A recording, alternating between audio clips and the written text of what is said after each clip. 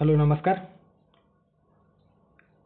Combined पूर्वपरीक्षा 2024च्या अनुषंगाने आपण प्रश्नपत्रिका विश्लेषण सिरीज पूर्वपरीक्षा प्रश्नपत्रिका विश्लेषण सिरीज बघत आहोत. यात 2018 ते 2023च्या दरम्यान आयोगाने प्रश्न जे काही कंबाईंड पूर्वपरीक्षेत विचारलेले आहेत ते आपण डिस्कस करत आहोत. ओके, सो याआधी आपण राज्यसेवा पूर्वपरीक्षा 2024च्या अनुषंगाने अर्थशास्त्र, राज्यशास्त्र, त्यानंतर भूगोल आणि इतिहास या 4 विषयाचे जे काही 2018 ते 2023च्या दरम्यान 6 वर्षामध्ये जे आयोगाने राज्यसेवा पूर्वपरीक्षेत प्रश्न विचारलेले होते ते आपण सविस्तर डिस्कस केलेले आहेत. ते व्हिडिओ आपल्या यूट्यूब चॅनलवर अवेलेबल आहे. ओके, तुम्ही जर ते व्हिडिओ बघितलेले नसेल तर नक्की जाऊन बघा. तुम्हाला त्याचा फायदा एकंदरीत कंबाईंडच्या पूर्वपरीक्षेत देखील होणार आहे. कारण काही गोष्टी पूर्वपरीक्षेमध्ये राज्यसेवा असो की कंबाईंड पूर्व असो की मुख्य असो त्यामध्ये परत तेच टॉपिक रिपीट केले जातो आहे. ओके, सो ते तुम्ही बघा. त्याच पद्धतीने आपण कंबाईंडसाठी जे काही प्रश्नपत्रिका विश्लेषण सिरीज आहे ते सुरू केलेलं आहे. यात आपण या व्हिडिओमध्ये आपण 2019 या वर्षातील राज्यव्यवस्था किंवा राज्यशास्त्र या विषयाअंतर्गत पॉलिटी जे आहे आपण पॉलिटी या विषयाअंतर्गत जे आयोगाने प्रश्न विचारलेले आहे ते आपण सविस्तर डिस्कस करूयात. ओके, कंबाईंडच्या पूर्वपरीक्षेमध्ये पॉलिटी या विषयाअंतर्गत 10 प्रश्न विचारले जातो आहे. ओके, म्हणजे 2018 ते 2022च्या दरम्यान आपल्याला राज्यव्यवस्था किंवा राज्यशास्त्र या विषयाअंतर्गत 10 प्रश्न विचारल्याचे दिसून आलेले आहेत. ओके, कंबाईंड या विषयापुरती बोलतो आहे. ओके, सो या ठिकाणी आपण 10 प्रश्न बघूयात. पहिला जो प्रश्न आहे तो पहिला पंचायत राज संदर्भाने आपल्याला विचारल्याचे दिसून येतो. जी काही बलवंतराय मेहता समिती होती त्या बलवंतराय मेहता समितीची स्थापना डॅश डॅश या हेतूने करण्यात आली अशा पद्धतीने प्रश्न या ठिकाणी विचारलेला आहे. ओके, त्याची म्हणजे कशासाठी बलवंतराय मेहता समिती स्थापन करण्यात आलेली होती. पर्याय आहेत लोकशाही विकेंद्रीकरणासाठी उपाययोजना सुचविणे. त्यानंतर आहे दुसरा पर्याय काय आहे तर सामूहिक विकास कार्यक्रम अंमलात आणण्यासाठी अधिक कार्यक्षमता आणण्याकरिता उपाययोजना सुचविणे. त्यानंतर आहे तिसरा पर्याय काय आहे तर तत्कालीन ग्रामपंचायतीच्या कामकाजाची माहिती मिळवणे. चौथा पर्याय आहे तत्कालीन ग्रामपंचायतीच्या पुरेशा आर्थिक स्रोतांची तपासणी करणे. तर कुठल्या कार्यासाठी या बलवंतराय मेहता समितीची स्थापना करण्यात आलेली होती. सो बलवंतराय मेहता समिती आपल्याला 1957 मध्ये जानेवारी 1957 मध्ये भारत सरकारने स्थापन केल्याचे दिसून येतो. कशासाठी तर जे काही सामुदायिक विकास कार्यक्रम आहे 1952 मध्ये जे काही सुरू केलेला सामुदायिक विकास कार्यक्रम ज्याला कम्युनिटी डेव्हलपमेंट प्रोग्राम म्हटला जातो आणि नॅशनल एक्सटेन्शन सर्व्हिस. ओके, राष्ट्रीय विस्तार सेवा 1953 मध्ये. सो या कार्यांची तपासणी किंवा या योजनांची तपासणी करण्यासाठी ही जी काही बलवंतराय मेहता समिती आहे ती बलवंतराय मेहता समिती स्थापन झाल्याचे आपल्याला दिसून येतो. ओके, सो त्यांच्या चांगल्या कार्यासाठी उपाययोजना सुचवण्यासाठी ही समिती नेमली गेलेली होती आणि तेच आपल्याला या प्रश्नात विचारलेलं आहे की कोणत्या कार्यासाठी सुरू करण्यात आलेलं होतं. तर सामुदायिक विकास कार्यक्रम जे आहे. ओके, सो या कार्यक्रमांचे जे काही यशापयश आहेत.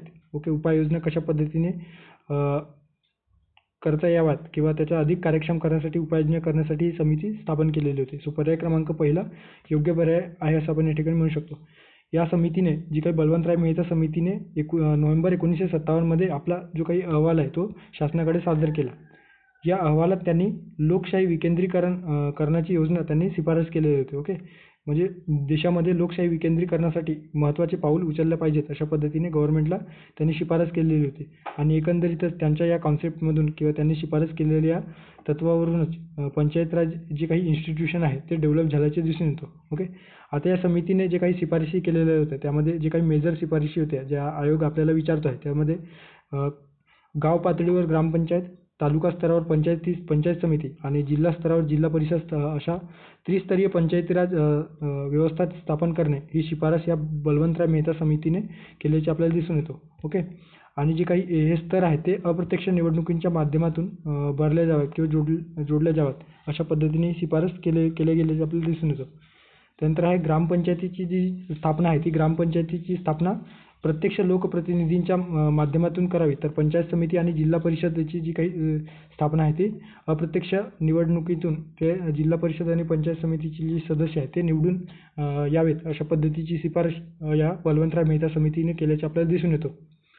सर्व नियोजन व विकास कामे या संस्थांकडे सोपवण्यात यावे. विशेषतः जे काही ग्रामीण विकासासंदर्भात जे योजना व विकास कामे आहेत ते या पंचायत राज मंत्रालयाअंतर्गत किंवा पंचायत राज जे इन्स्टिट्यूशन अंतर्गत या संस्थेकडे सोपविण्यात आले. अशा पद्धतीची शिफारस देखील यांनी सुचवलेली होती. पंचायत समिती एक कार्यकारी संस्था असावी, तर जिल्हा परिषद सल्लागार आणि समन्वयक व पर्यवेक्षक संस्था असावी. ओके, अशा पद्धतीने या ठिकाणी हे देखील तत्व त्यांनी सुचवलेले आहे. जिल्हाधिकारी हा जिल्हा परिषदेचा अध्यक्ष असावा.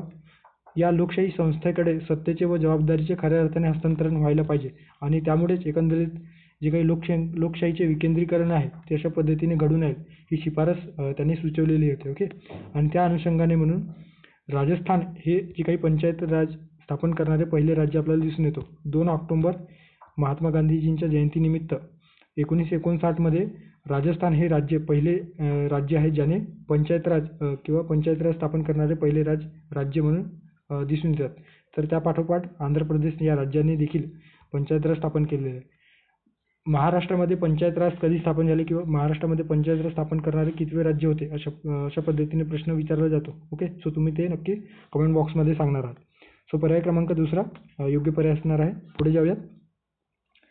त्यानंतर जो दुसरा प्रश्न आहे या 2019 मध्ये पॉलिटी या विषयाअंतर्गत तो देखील आपल्याला पंचायत राज विषयाअंतर्गत विचारल्याचे दिसून येतो. ओके, महाराष्ट्रातील थेट निवडलेल्या सरपंचाबाबत खालीलपैकी कोणते विधान चुकीचे आहे अशा पद्धतीने हे जे प्रश्न आहे ते विचारण्यात आलेला आहे. ओके, सो एकंदरीतच 2017-18 मध्ये जे काही आपले मुंबई ग्रामपंचायत अधिनियम 1951 मध्ये काही बदल करून ओके सुधारणा करून त्याच्यामध्ये थेट सरपंचाची निवड थेट होईल अशा पद्धतीची तत्कालीन गव्हर्नमेंटने त्यामध्ये बदल घडवून आणलेले होते आणि त्या अनुषंगाने म्हणून 2019 मध्ये आयोगाने कंबाईन पूर्व परीक्षेत हे प्रश्न आपल्याला विचारायचे दिसून येतो. ओके, सो चुकीचे विधान या ठिकाणी विचारलेले आहे थेट निवडलेल्या सरपंचाबाबत आणि विशेषतः सरपंचाला अविश्वास ठरावाद्वारे पदावरून दूर करता येतो त्या पद्धतीने किंवा त्या अनुषंगाने हे प्रश्न आपल्याला त्यातील तरतुदी कुठल्या होत्या त्या अनुषंगाने प्रश्न दिलेला आहे. ओके, सो पहिला जो पर्याय आहे त्याच्यामध्ये सरपंचाविरुद्ध अविश्वास ठराव 2/3 सदस्यांच्या पाठिंब्याशिवाय मांडता येणार नाही असा एकंदरीत या ठिकाणी प्रश्न दिलेला आहे किंवा पर्याय दिलेला आहे पहिला पर्याय. त्यानंतर आहे अविश्वास ठराव मंजूर होण्यासाठी 3/4 बहुमताची आवश्यकता असते.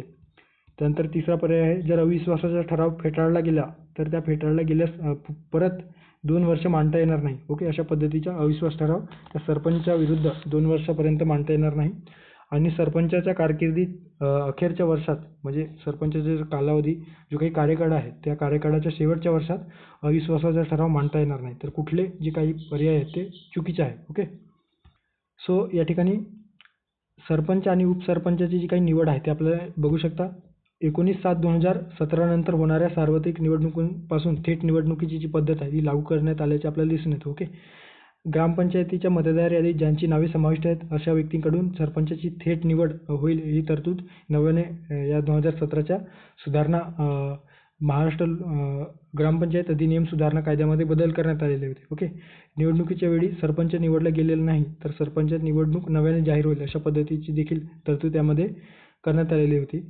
नव्याने घेतलेल्या निवडणुकीत सरपंचाची निवड झाली नाही तर निवडून आलेल्या ग्रामपंचायत सदस्याद्वारे आपल्यापैकी एकाची सरपंच निवड म्हणून करण्यात येईल हे देखील तरतूद होते. ओके, सरपंचाच्या निवडणुकीत समान मते पडल्यास चिठ्ठ्या टाकून सरपंच निवडला जाईल ही तरतूद या सरपंच निवडणुकीसंदर्भाने दिलेलं आहे. ओके, त्यानंतर आहे सरपंच व उपसरपंचावरील म्हणजे जे काही थेट सरपंच निवडून येतात त्या संदर्भाने अविश्वासाचा ठराव कशा पद्धतीने दिलेला आहे जे आपल्याला या ठिकाणी प्रश्नात विचारलेलं आहे.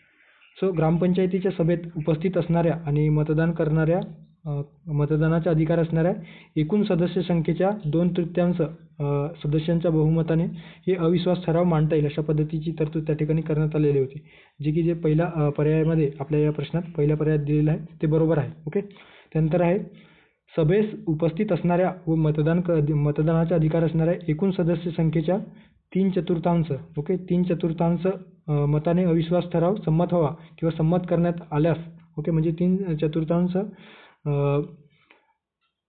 जे काही सदस्य आहेत त्यांच्या सदस्यांच्या बहुमताने जर हे संमती अविश्वासाचा ठराव मंजूर करता येऊ शकतो आणि त्याद्वारे सरपंचाला पदावरून दूर करता येऊ शकतो. ओके, त्यानंतर आहे जिल्हाधिकाऱ्याने प्राधिकृत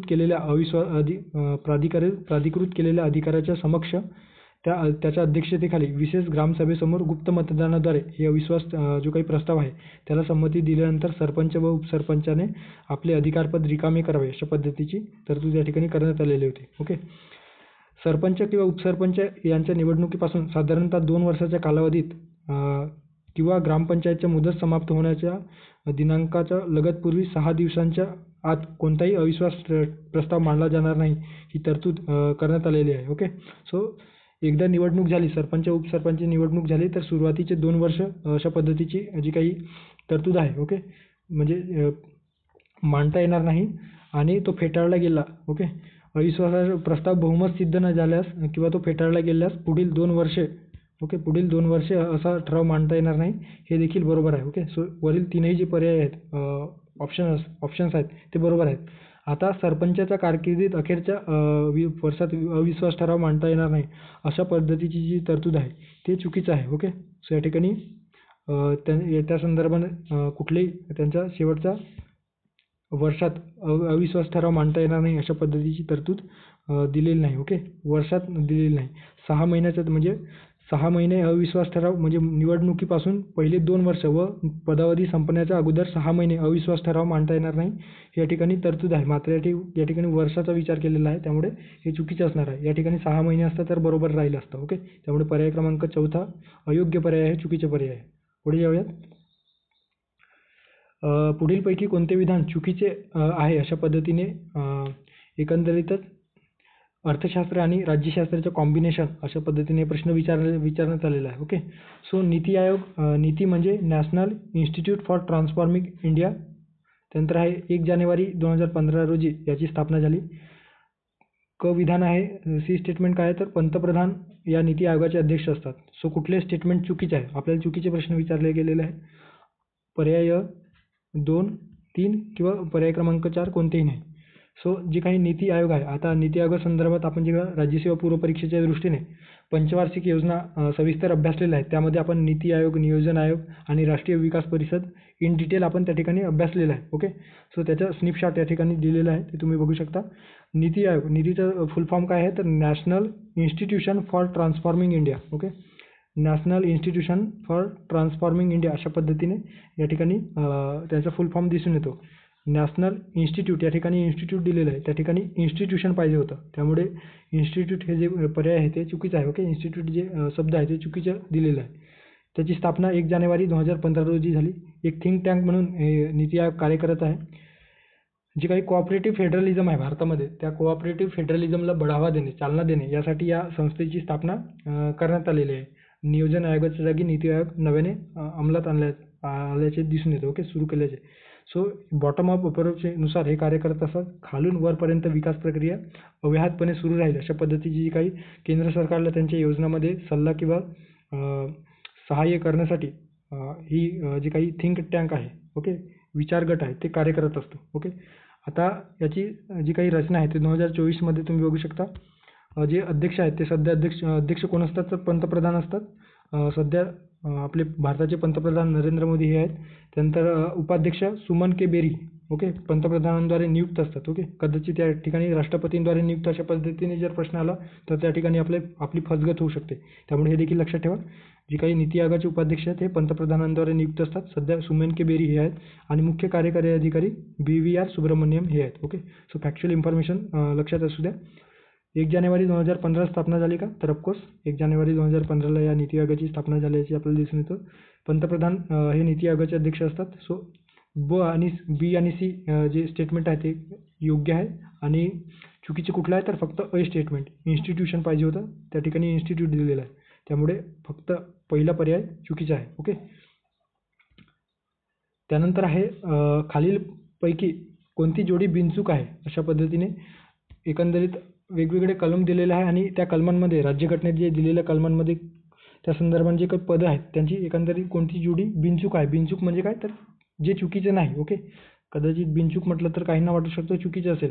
बिनचूक म्हणजे जे चुकीचे नाही, म्हणजे जे करेक्ट आहेत. त्यामुळे इंग्लिश ट्रान्सलेशन देखील खूप महत्त्वाचं आहे. आता इंग्लिश ट्रान्सलेशन तुम्ही जर वाचाल तर तुम्हाला तुमच्या लक्षात येईल की त्या ठिकाणी करेक्ट आणि इनकरेक्ट विचारलं जातं. ओके. तर करेक्ट हे बिनचूक असतात किंवा चुकीचे नसतात. ओके. सो बिनचूक जोडी कुठली आहे म्हणजे बरोबर जोडी, योग्य जोडी कुठली आहे? संसदेची निर्मिती कलम 81. त्यानंतर आहे राष्ट्रपती पदाच्या निवडणुकीची पद्धत कलम 54मध्ये दिलेलं आहे का? भारताचे उपराष्ट्रपतीपद कलम 64 आणि भारताच्या महान्यायवादी कलम 76. आता या ठिकाणी तुम्ही व्यवस्थित बघाल तर तुमच्या लक्षात येईल की भारताच्या महान्यायवादी जी काही पदं आहे, okay, attorney general of India, त्याच्याविषयी जी काही माहिती आहे ते कलम 76मध्ये भारताचा एक महान्यायवादी अटर्नी जनरल ऑफ इंडिया असेल अशा पद्धतीची तरतूद आपल्या राज्यघटनेत आहे. ओके, त्यामुळे पर्याय क्रमांक 4 योग्य आहे. ओके, बिनचूक आहे. आता काही कलम या ठिकाणी दिलेले आहे. कलम 79मध्ये संसदेची निर्मिती दिलेली आहे. या ठिकाणी 81 दिलेलं आहे, हे चुकीचं असणार आहे. या ठिकाणी 79 पाहिजे होतं.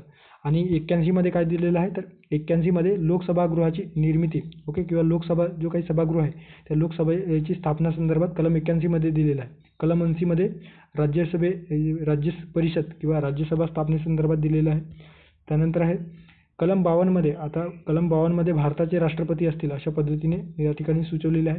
राष्ट्रपती पदाची निवडणुकीची पद्धत कलम 54मध्ये दिलेली आहे, हे चुकीचं आहे. राष्ट्रपतीच्या पदाची निवडीची पद्धत कलम 55मध्ये दिलेली आहे.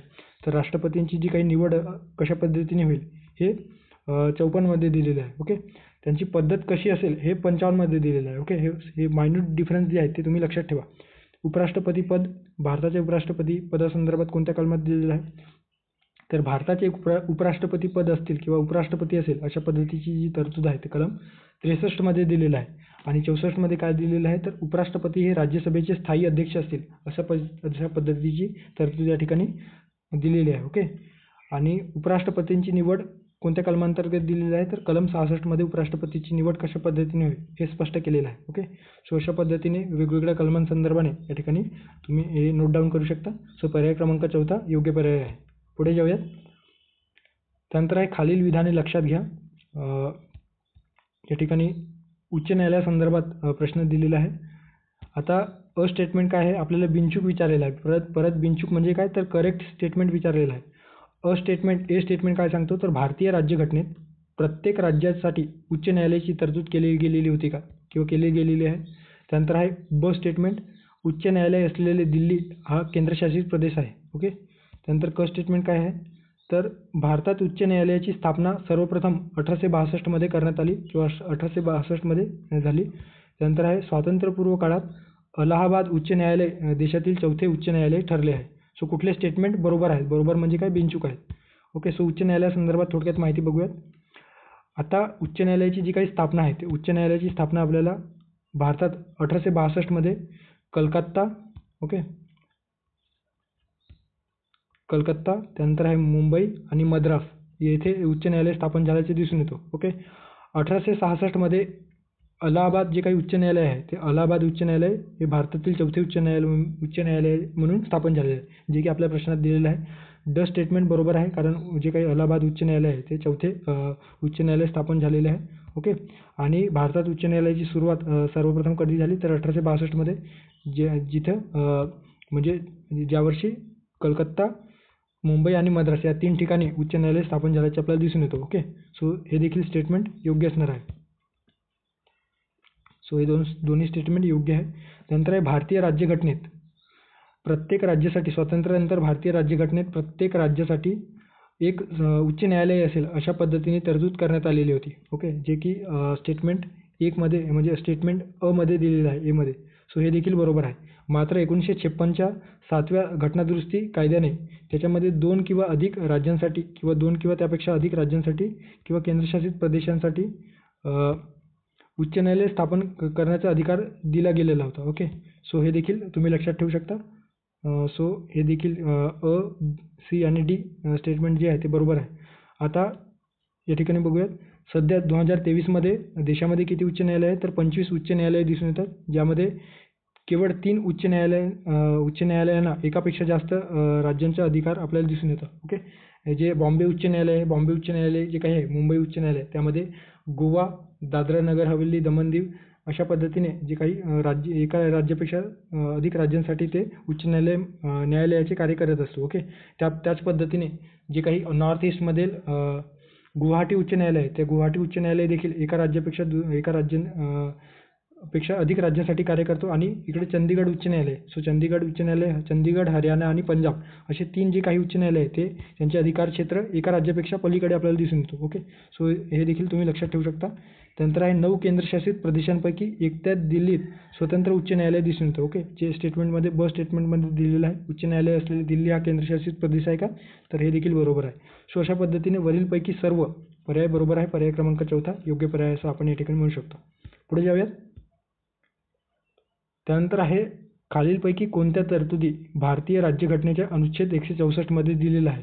अशा पद्धतीने स्टेटमेंट दिलेलं आहे. अ स्टेटमेंट काय आहे, मुख्यमंत्री राज्यपालांकडून नियुक्त केली जाईल आणि इतर मंत्री राज्यपालांकडून मुख्यमंत्र्याच्या सल्ल्यानुसार नियुक्त केले जातील. त्यानंतर आहे राज्याच्या प्रशासनासंबंधित मंत्री परिषदेचे सर्व निर्णय राज्यपालास कळवणे मुख्यमंत्र्याचे कर्तव्य असेल. मंत्री परिषद राज्याच्या विधानसभेत सामूहिकरित्या जबाबदार असेल आणि मंत्री परिषदेतील मुख्यमंत्र्यांसहित एकूण मंत्र्यांची संख्या राज्य विधानसभेतील एकूण सभासद संख्येच्या 15% अधिक असणार नाही. सो आता या ठिकाणी जे पर्याय आहेत तर तुम्ही व्यवस्थित प्रश्न वाचाल तर तुमच्या लक्षात येईल की अनुच्छेद 164 मध्ये याचा देखील उल्लेख केलेला आहे. मंत्री परिषद राज्याच्या विधानसभेत जबाबदार सामूहिकरित्या जबाबदार असेल हे देखील उल्लेख केलेला आहे आणि मंत्री परिषदेतील मुख्यमंत्र्यांसहित एकूण मंत्र्यांच्या संख्या राज्यातील विधानसभेच्या एकूण सभासद संख्येच्या 15% जास्त असणार नाही. अशा पद्धतीची तरतूद हे देखील उल्लेख या ठिकाणी 164व्या कलमामध्ये केलेला आहे. सो आपल्याला आयोगाने अशा पद्धतीने प्रश्न विचारायला पाहिजे होता की खालीलपैकी कुठला स्टेटमेंट अनुच्छेद 164 अंतर्गत येत नाही. सो दुसरा जो पर्याय आहे तो योग्य पर्याय राहिला असता. मात्र तरीही आयोगाने पर्याय क्रमांक 3 योग्य दिलेला आहे. ओके, तुम्ही जर व्यवस्थित अनुच्छेद 164 जर लक्ष्मीकांत तुम्ही वाचत असाल तर तुम्ही त्या ठिकाणी जाऊन वाचाल तर तुम्हाला हे जी तरतूद आहे ते दिसून येतील. ओके, सो 164 अनुच्छेदामध्ये कोणकोणते तरतूद दिलेले आहे. मुख्यमंत्र्याची नेमणूक राज्यपाल करतील आणि इतर मंत्र्यांची नियुक्ती राज्यपाल मुख्यमंत्र्याच्या सल्ल्यानुसार करतील. हे जे काही पहिले स्टेटमेंट आहे ते देखील याचा देखील समावेश अनुच्छेद 164 अंतर्गत होतो आहे. त्यानंतर आहे 2003च्या 91व्या घटनादुरुस्तीनुसार या नवीन तत्वाचा किंवा या तरतुदीचा समावेश करण्यात आला, ज्यामध्ये एखाद्या राज्याच्या मंत्रिमंडळात मुख्यमंत्र्यांसह एकूण मंत्र्यांची संख्या जी आहे त्या मंत्र्यांची संख्या विधानसभेच्या एकूण सदस्य संख्येच्या 15% जास्त असणार नाही. परंतु एखाद्या राज्यास मुख्यमंत्र्यांसह मंत्र्यांची संख्या 12पेक्षा कमी असू नये अशा पद्धतीची जी तरतूद आहे त्याचा देखील समावेश या अनुच्छेद 164 अंतर्गत होतो आहे. ओके, त्यानंतर राज्यपालांच्या मर्जीने ते पदावर राहतील. मंत्रिमंडळ राज्य विधानसभेला सामूहिकरित्या जबाबदार किंवा उत्तरदायी असतील. हे देखील जे पर्याय जे आयोगाने योग्य आन्सर दिलेला आहे. ओके, सो हे सी दिलेलं आहे. त्यानंतर आहे राज्यपाल एखाद्या मंत्र्याला पद किंवा गोपनीयतेची शपथ देतील. हे देखील 164 अंतर्गत दिलेलं आहे आणि सलग 6 महिन्यांच्या कालावधीसाठी राज्य विधिमंडळाचा सदस्य नसलेला व्यक्ती मंत्रिपद किंवा सदस्य मंत्रिपद धारण करू शकतो. अशा पद्धतीने तरतूद देखील या कलम 164 अंतर्गत देण्यात आलेला आहे. आता जी काही दुसरे जे तरतूद आहे त्यामध्ये राज्याच्या प्रशासनासंबंधी मंत्री परिषदेचे सर्व निर्णय राज्यपालास कळविणे हे मुख्यमंत्र्याचे कर्तव्य असेल. ही तरतूद जी आहे ते आपल्याला मुख्यमंत्र्याचे कर्तव्य जे आहे ते कलम 167 अंतर्गत देण्यात आलेलं आहे. सो आपल्याला 164 अंतर्गत न येणारा तरतूद असा जर प्रश्न विचारलेला असता तर सो जे काही तरतूद आहे बी जे काही स्टेटमेंट आहे ते योग्य राहिलं असतं. मात्र या ठिकाणी 164 अंतर्गत आपल्याला तीनही स्टेटमेंट जे दिलेलं आहे ते बरोबर आहेत. ओके, त्यामुळे जर असा प्रश्न जर पुढे आला तर आपण त्याला नक्कीच कॅन्सल करू शकतो. ओके, सो पुढे जाऊयात. आता भारताशिवाय अन्य कोणत्या लोकशाही राष्ट्राच्या राज्यघटनेत नागरिकांच्या मूलभूत कर्तव्यांची यादी दिलेली आहे, समाविष्ट केली आहे असा प्रश्न दिलेला आहे. आणि मूलभूत हक्क या विषयाअंतर्गत किंवा मूलभूत हक्क जो टॉपिक आहे आपल्या राज्यघटनेत त्या संदर्भाने प्रश्न विचारलेला आहे. पर्याय आहेत अमेरिका, जपान, कॅनडा आणि फ्रान्स. सो कुठले पर्याय बरोबर आहेत. आता या संदर्भाने आपण जे काही पॉलिटी लक्ष्मीकांतचे जे काही छोटे छोटे टॉपिक आहेत त्या अनुषंगाने आपण पॉलिटी या विषयाशी निगडीत जे टॉपिक आपण आपल्या पॉलिटी या प्लेलिस्टमध्ये दिलेलं आहे त्यात आपण मूलभूत हक्क या मूलभूत कर्तव्य त्यानंतर DPSP हे जे काही लहान टॉपिक आहेत ते आपण सविस्तर त्या ठिकाणी डिस्कस केलेले आहेत. ओके, ते तुम्ही जाऊन बघा म्हणजे तुम्हाला नक्कीच त्याचा फायदा येणाऱ्या काळात होणार आहे. ओके, सो जपान या देशामध्ये भारताशिवाय अन्य कोणत्या लोकशाही राष्ट्रामध्ये नागरिकांच्या मूलभूत कर्तव्यांची यादी दिलेली आहे अशा या पद्धतीच्या प्रश्नाचा जो योग्य पर्याय असणार आहे जपान. ओके, जपान या लोकशाही देश, कारण जपान हा लोकशाही देश आहे. USSR आपल्याला लोकशाही देश दिसून येतं का, तर त्या ठिकाणी जे आहे ते कम्युनिस्ट लोक किंवा समाजवादी जे राष्ट्र आहे ते आपल्याला दिसून येतं. ओके, सो राज्यघटनेत मूलभूत कर्तव्य पूर्वीच्या सोव्हिएत युनियन घटनेपासून प्रेरित झाल्याचे आपल्याला दिसून येतो. विशेष म्हणजे अमेरिका, त्यानंतर कॅनडा, फ्रान्स, जर्मनी, ऑस्ट्रेलिया इत्यादी प्रमुख लोकशाही देशांच्या कोणत्याही राज्यघटनेत आपल्याला कर्तव्यांची यादी दिलेली नाही. मात्र जपानची जी काही राज्यघटना आहे ही कदाचित जगातील एकमेव लोकशाही राज्यघटना आहे आफ्टर भारत. ओके, ज्यात नागरिकांच्या कर्तव्यांची यादी दिलेली आहे. ओके, त्यामुळे पर्याय क्रमांक दुसरा योग्य पर्याय असणार आहे. सो मूलभूत कर्तव्यासंदर्भात काय आहे ते इथं तुम्ही ब्रीफमध्ये वाचू शकता. 1942च्या 1976च्या 42व्या घटनादुरुस्तीने आपल्या राज्यघटनेत भाग 4A हे नवीन भाग जोडण्यात आले आणि कलम 51A या नवीन कलमानुसार या मूलभूत कर्तव्याचा समावेश करण्यात आला. यामध्ये आपल्याला 11 प्रकारची कर्तव्ये दिसून येतात. ओके, सो ते तुम्ही ते व्हिडिओ बघा, तुम्हाला ते सविस्तर कळेल. पुढे जाऊयात. भारतीय संविधानात नमूद केल्याप्रमाणे पुढीलपैकी कोणत्या अनुच्छेदात राज्यपालांना विशिष्ट गोष्टीबाबत विवेकाधिकार प्राप्त होतात अशा पद्धतीने प्रश्न विचारलेला आहे आणि एकंदरीत कलमासंदर्भाने हे प्रश्न दिलेला आहे. ओके, अनुच्छेद 152, अनुच्छेद 154, अनुच्छेद 160 की अनुच्छेद 163. सो कुठले अनुच्छेद बरोबर आहे? साधारणतः प्रत्येक राज्यासाठी एक राज्यपाल असेल, पण 1956च्या 7व्या घटनादुरुस्ती कायद्याने एकाच व्यक्तीची 2 किंवा अधिक राज्यांसाठी राज्यपाल म्हणून नेमणूक करण्याची सोय देण्यात आली. आता राज्यपालांना जे वेगवेगळे अधिकार देण्यात आले त्यामध्ये कोणते अधिकार आहेत, तर कलम 163 अंतर्गत राज्यपालांना त्यांच्या कार्यात अंमलबजावणीसाठी मदत करण्यासाठी किंवा सल्ला देण्यासाठी मुख्यमंत्री असलेले मंत्रिमंडळ असेल अशा पद्धतीची तरतूद केलेली आहे.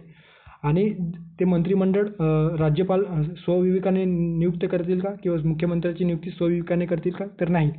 ज्यावेळेस विधानसभेमध्ये एखाद्या सत्ताधारी पक्षाला किंवा एखाद्या पक्षाला बहुमत प्राप्त आहे, तो पक्ष आपल्या जो काही लीडर आहे त्याची मुख्यमंत्री म्हणून राज्यपालाकडे मुख्यमंत्री नियुक्त करावी म्हणून राज्यपालाला शिफारस करू शकतो आणि राज्यपाल त्या पद्धतीने त्या पक्षाच्या नेत्याची मुख्यमंत्री म्हणून नियुक्त करू शकतो. मात्र कुठल्याही पक्षाला विधिमंडळामध्ये आणि विशेषतः विधानसभेमध्ये बहुमत नसेल तर अशा वेळेस स्वविवेकाने आपल्या विवेकाचा वापर करून कुठल्याही पक्षाच्या एखाद्या नेत्याला ते मुख्यमंत्री या पदासाठी पद ग्रहण करण्यासाठी बोलावू शकतात आणि त्यानंतर त्यांना अविश्वास प्रस्ताव जो आहे तो मांडण्यास किंवा विश्वास प्रस्ताव विधानसभेत मांडण्यास सांगू शकतात. ओके, सो विवेकाचा जो काही अधिकार आहे ते कलम 163 अंतर्गत देण्यात आल्याचे आपल्याला दिसून येतो. त्यामुळे पर्याय क्रमांक 4 योग्य पर्याय आहे, अनुच्छेद 163. ओके, पण हे जे काही विवेकाचे अधिकार आहेत ते आपल्याला एका पर्टिक्युलर कालावधीमध्ये किंवा विशिष्ट वेळेस त्यांना उपभोगता येतो. अदरवाईज त्यांना अशा पद्धतीचा जो काही 163चा विवेकाधिकार त्यांना उपभोगता येत नाही. आता राज्यपाल संदर्भात महत्त्वाचे कलमांसंदर्भात या ठिकाणी काही तरतुदी दिलेल्या आहेत, ते तुम्ही बघू शकता. 153 कलमांतर्गत राज्याचे राज्यपाल असेल अशा पद्धतीची तरतूद आहे. कलम 154 या अंतर्गत राज्याचे कार्यकारी अधिकार. कलम 155 अंतर्गत राज्यपालांची नियुक्ती. कलम 156 अंतर्गत राज्यपालांचा कार्यकाळ. ओके, कलम 161 मध्ये माफी देण्याचा किंवा इतर जे काही अधिकार आहेत ते देण्यात आलेले आहे. ओके, सो 213 अंतर्गत अध्यादेश काढण्याचा अधिकार राज्यपालांना देण्यात आल्याचे आपल्याला दिसून येतो. सो अशा पद्धतीने पर्याय क्रमांक 4 या प्रश्नाचा योग्य पर्याय असं आपण म्हणू शकतो. पुढे जाऊया. आता या ठिकाणी लोकशाही आणि एकंदरीत आपल्या लॉजिक किंवा कन्सेप्टच्या कन्सेप्टवरून आपण हे प्रश्न सॉल्व्ह करू शकतो. ओके, सो जर लोकशाहीचे मूल्यमापन केले तर खालील विधाने किंवा विधान लोकशाही व्यवस्थेला अनुसरून नाही. कोणते विधान अनुसरून नाही अशा पद्धतीची तरतूद देण्यात आलेली आहे. ओके, सो आपल्या लोकशाहीमध्ये कुठले वैशिष्ट्य दिसून येतात त्या अनुषंगाने आपण जर व्यवस्थित विचार केला तर त्या प्रश्नाचा योग्य पर्यायापर्यंत आपण पोहोचू शकतो. सो अ स्टेटमेंट आहे, मुक्त आणि निष्पक्ष निवडणुका आपल्या लोकशाही व्यवस्थेला अनुसरून आहेत का? व्यक्तीची प्रतिष्ठा, अल्पसंख्याकांचे शासन आणि कायद्यासमोर समानता. सो कुठले पर्याय योग्य आहेत? मुक्त आणि निष्पक्ष निवडणुका, व्यक्तीची प्रतिष्ठा आणि कायद्यासमोर समानता हे जे काही तत्व आहेत हे आपल्याला लोकशाहीच्या लोकशाहीला अनुसरून आहेत, मात्र अल्पसंख्याकांचे शासन हे लोकशाही व्यवस्थेचे आपण वैशिष्ट्य म्हणता येणार नाही, कारण अल्पसंख्याकांचे राहू शकतो किंवा बहुसंख्याकांचे शासन राहू शकतो. त्यामुळे सी जे स्टेटमेंट आहे ते या ठिकाणी चुकीचं असणार आहे. त्यामुळे आपल्याला कुठले तत्व नाही अशा पद्धतीने तरतूद देण्यात आलेली आहे. तर सो पर्याय क्रमांक 3 योग्य पर्याय आहे. ओके, फक्त सी. आता या व्हिडिओतील शेवटचा प्रश्न विचारलेला आहे. एकंदरीतच जी काही 7वी अनुसूची आहे, तर 7व्या अनुसूची जी काही कलम 246 मध्ये देण्यात आलेली आहे, त्या अनुषंगाने वेगवेगळे जी काही संघसूची, राज्यसूची आणि समवर्ती सूची दिलेली आहे, ज्याला आपण युनियन लिस्ट, स्टेट लिस्ट आणि कॉन्करंट लिस्ट आपण इंग्लिशमध्ये म्हणत असतो. सो त्या अनुषंगाने कुठले विषय कोणत्या सूचीमध्ये समाविष्ट होतात, असा प्रश्न या ठिकाणी दिलेला आहे. काल आपण जे मागे 2018च्या राज्यशास्त्र या विषयाअंतर्गत आयोगाने जे प्रश्न विचारलेले होते कंबाईन या पूर्वपरीक्षेत, त्यामध्ये देखील आपल्याला संविधानाची जी काही सूची आहे त्या संदर्भाने आपल्याला कोणते विषय कुठल्या विषयामध्ये समाविष्ट होतात अशा पद्धतीने प्रश्न विचारण्यात आलेला होता. ओके, एकंदरीतच जी काही 7वी अनुसूची आहे कंबाईनच्या दृष्टीने खूप महत्त्वाची दिसून येतो. ओके, सो दिव्यांग आणि बेरोजगार यांना सहाय्य राज्यसूचीमध्ये येतो का? त्यानंतर टपाल खाते आणि पोस्ट ऑफिस बचत खाते संघसूचीमध्ये, बँकिंग संघसूचीमध्ये, सर्व प्रकारच्या सर्व ठिकाणची तीर्थयात्रा राज्यसूचीमध्ये. ओके, सो कुठले पर्याय योग्य आहेत? आता आपल्याला योग्य जोडी विचारलेला आहे. सो या ठिकाणी थोडा आयोगाने हा प्रश्न कॅन्सल करायला पाहिजे होता, कारण या ठिकाणी जे काही पोस्ट ऑफिस सेव्हिंग बँक आहे आणि बँकिंग हे जे दोन्ही सब्जेक्ट आहेत किंवा विषय आहेत ते आपल्याला संघसूचीत समाविष्ट होताना दिसतो, आणि या ठिकाणी पर्याय देताना फक्त हे 4 ABCD अशा पद्धतीने दिलेलं आहे. त्यामुळे दोन्ही जे पर्याय आहेत ते योग्य आहेत. ओके, आणि आयोगाने जो योग्य पर्याय दिलेला आहे, योग्य आन्सर याचं दिलेलं आहे ते पर्याय क्रमांक B. ओके, सो या ठिकाणी दोन्ही जे स्टेटमेंट आहे किंवा दोन्ही जे पर्याय आहेत ते बरोबर असायला पाहिजे होतं. ओके, त्यानंतर आहे pilgrimage to place outside India, म्हणजे भारताबाहेरची जी काही तीर्थयात्रा आहे त्या संदर्भाने जे काही कर वगैरे आकारण्याचा जो अधिकार आहे तो केंद्राला दिलेला आहे, आणि भारतातील जे काही भारताच्या आतमध्ये जे काही तीर्थक्षेत्रावर कर वगैरे आकारण्याचा किंवा तीर्थक्षेत्रासंदर्भात जे काही अधिकार आहे ते राज्यसूचीमध्ये आहे का? सो भारताच्या आतमध्ये असणारे जे काही अधिकार आहेत, ओके, तीर्थक्षेत्रासंदर्भात, तीर्थयात्रेसंदर्भात ते राज्यांना दिलेले आहे, तर भारताबाहेरील तीर्थयात्रेसंदर्भात जो अधिकार आहे तो संघाला आहे. ओके, केंद्रसूचीत दिलेला आहे. सो या ठिकाणी सर्व ठिकाणची तीर्थयात्रा राज्यसूची चुकीचं आहे. भारताबाहेरच्या तीर्थकरासाठी किंवा तीर्थयात्रेसाठी संघाला, तर भारताच्या आतमध्ये जे आहे ते राज्याला दिलेलं आहे. ओके, आणि दिव्यांग आणि बेरोजगार यांना सहाय्य हे राज्यसूचीत दिलेलं आहे का? तर नाही, तर ते कॉन्करंट लिस्टमध्ये म्हणजे संयुक्त सूची जी आहे. ओके, सो समवर्ती सूची ज्याला आपण मराठीत संबोधतो, तर त्या समवर्ती सूचीत हे दिलेलं आहे. Okay, social security and social insurance, employment and unemployment. So या ठिकाणी आपल्याला योग्य पर्याय विचारलेलं होतं. सो योग्य पर्याय हे दोन्ही B आणि C अशा पद्धतीने असणार आहे. ओके, आता काही संघसूची वगैरे किंवा जे सूची आहेत ते आपण कालच्या लेक्चरमध्ये म्हणजे 2018च्या प्रश्नपत्रिका विश्लेषण सिरीजमध्ये ऑलरेडी हे बघितलेलं आहे. ओके, तुम्ही या ठिकाणी हे परत वाचू शकता. सो अशा पद्धतीने जे आयोगाने 10 प्रश्न विचारलेले होते पॉलिटी संदर्भात ते आपण बघितलेले आहेत. ओके, सो भेटूया एका नवीन आपल्या पुढच्या या प्रश्नपत्रिका विश्लेषण सिरीजमध्ये. थांबूयात या ठिकाणी. थँक्यू, धन्यवाद.